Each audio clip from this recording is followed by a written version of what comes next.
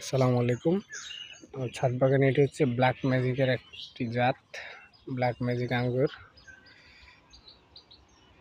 আমার খুবই পছন্দের একটি আঙ্গুরের জাত। মাশাআল্লাহ, প্রুনিং করে দেওয়ার পরে ডরমেক্স ব্যবহার করলাম, এই যে আঙ্গুরের ফুল চলে আসছে। ব্ল্যাক ম্যাজিক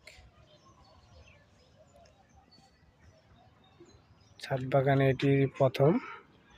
গাছটির 1 বছরের উপরে বয়স।